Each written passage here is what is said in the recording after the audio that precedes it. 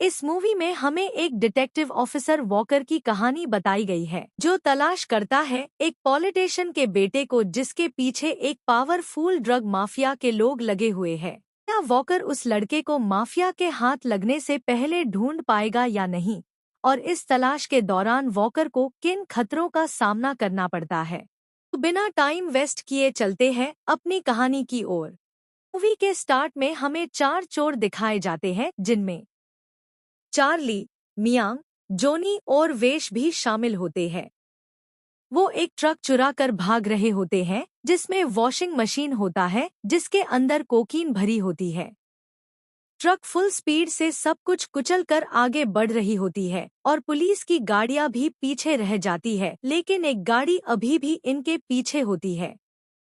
तभी जैक एक washing machine निकलकर उस गाड़ी पर मारता है और उस गाड़ी का बुरी तरह एक्सीडेंट हो जाता है, जिसमें कॉटेज नाम का पुलिस वाला बहुत ही इंजेक्ट हो जाता है। और तभी दूसरे पुलिस वाले मदद बुलाते हैं और तब तक ट्रक बहुत आगे निकल जाता है। फिर हम कहानी के मेन कैरेक्टर वॉकर को देखते हैं, जो एक स्टोर में अपनी बेटी के लिए गिफ्ट लेने आया होता है। गिफ्ट लेने के बाद वो अपनी वाइफ को कॉल करता है और कहता है, मैंने एमी के लिए एक गिफ्ट लिया है, उसे देना चाहता हूँ। लेकिन वाइफ कहती है रात के 10 बज गए हैं और एमी सो गई है, अब घर मत आना। यहाँ से ये समझ आते हैं कि वॉकर और उसकी वाइफ अलग रह रहे हैं। वाइफ कहती है, तुम हमें 1 साल पहले छोड़ करे चले गए थे, अब वापस मत आओ। वॉकर कहता है कि मैं एमी से अभी भी प्यार करता हूँ और उसे गिफ्ट देना चाहता हूँ। इसके बाद हमें एक पुलिस ऑफिसर को दिखाई जाता है जिसका नाम एली है। एली एक आदमी को अरेस्ट करने जाती है जो अपनी बीवी को मारता है। जब वो उसे पकड़ने जाती है तो वो आदमी भाग जाता है, लेकिन तभी एंटी होती है हमारे वॉकर की। वो उस आदमी को पकड़ लेता और उसे कहता है कि चलो अब गाड़ी में बैठो। उसके बाद हमें दिखाया जाता है चार्ली, मिया, बेस और जोनी को। ये 4 लोग एक जगह गाड़ी में बैठे होते हैं क्योंकि इन लोगों ने एक माफिया गैंग से बहुत सारे पैसे उधार लिए थे। अब ये लोग वॉशिंग मशीन के अंदर के कोकीन को बेचकर अपना कर्ज को चुकाने जा रहे होते हैं। पैसे लेकर मिया और चार्ली अंदर जाते हैं। वहाँ एक लड़के को देखते हैं। वो लड़का काफी खुश होता है क्योंकि उसको अपने पैसे मिलने वाले थे। वो लड़का कोरियन होता है और अपने अंकल को बोलता है, तुम बाहर जाओ। जैसे ही उसका अंकल बाहर जाता है, उसका नाम चिंग है, वहाँ एक गाड़ी आती है जिसमें 3 लोग बंदूक के साथ आते हैं। अब बार कार में बैठे हुए बेस और जोनी उन्हें देख लेते हैं और वो तुरंत मिया को बोलते हैं, जल्दी वहाँ से निकल जाओ। गाड़ी में बैठे 3 लोग उस लड़के के अंकल को मैसेज कर देते हैं कि तुम वहाँ से निकल जाओ। जैसे वो 3 लोग अंदर जाते हैं, पूरा माहौल गर्म हो जाता है और काफी सारी गोलियां चलती हैं। इसके बाद सीन शिफ्ट होता है वॉकर पर, जो कि एली के साथ होता है।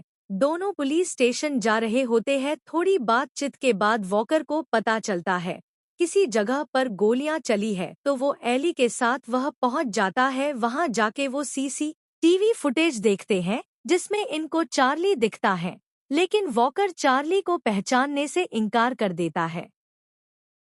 चारों तरफ बस लाशें पड़ी होती है। वॉकर समझ जाता है यह कुछ बड़ा हुआ है। उसके बाद वॉकर गाड़ी लेकर एक बड़े पॉलिटिशियन के पास जाता है। वॉकर उस पॉलिटिशियन से पूछता है, तुम्हारा बेटा चार्ली कहाँ है? पॉलिटिशियन कहता है कि मुझे नहीं पता। वॉकर फिर कहता है कि जहाँ मैं गया था वहाँ गोलियां चली है और वहाँ तुम्हारे बेटे की सीसीटीवी फुटेज है। शायद तुम्हारा बेटा भी उसमें शामिल है। पॉलिटिशियन डर जाता है और कहता है कि मुझे मेरा बेटा जिंदा चाहिए। तुम पुलिस वाले हो लेकिन मेरे लिए काम करते हो। अगर तुमने मेरा काम नहीं किया तो मैं सबको बता दूंगा कि तुमने कैसे एक सरकारी वकील को पैसे देकर केस रफा दफा किया था। वॉकर के पास कोई ऑप्शन नहीं होता, इसलिए उसे चार्ली को ढूंढना पड़ता है। फिर सीन शिफ्ट होता है और हमें दिखाया जाता है कोरियन वुमेन, जो कि एक गैंग की लीडर होती है। एक्चुअली जिस फायरिंग में उस लड़के की मौत हुई थी वो इसी कोरियन विमेन का बेटा है। वह अपने भाई से पूछती है, मेरे बेटे की मौत कैसे हुई? भाई थोड़ा डर जाता है और कहता है कि मुझे कुछ नहीं पता। हमें पता चलता है कि जो लोग उस बार में हमला कर रहे थे, उन्होंने पहले ही कोरियन आदमी को मैसेज भेजा था, इसलिए वह अभी तक बच गया है। फिर हम वॉकर को देखते हैं, जो कि एक डॉक्टर के पास जाता है। एक कोरियन लड़का डॉक्टर के पास इलाज कराने ऑलरेडी वहां आया होता है। वॉकर उससे कहता है, तुम भी वही बार में थे और तुम्हें भी गोली लगी थी, मुझे बताओ कि तुम्हारे साथ क्या हुआ। लड़का डर कर कहने लगता है, हम बार में थे और फिर 3 लोग आए, उन्होंने मास्क पहने हुए थे और गोली चलाना शुरू कर दिया। मुझे नहीं पता कि वह तीनों लोग कौन थे। अब वॉकर को सिर्फ इतना ही पता चलता है, लेकिन वो इसके बारे में और भी ज्यादा जानना चाहता है। तो वह हॉस्पिटल जाता है और वहां उसे उसके पुलिस के दोस्त मिलते हैं।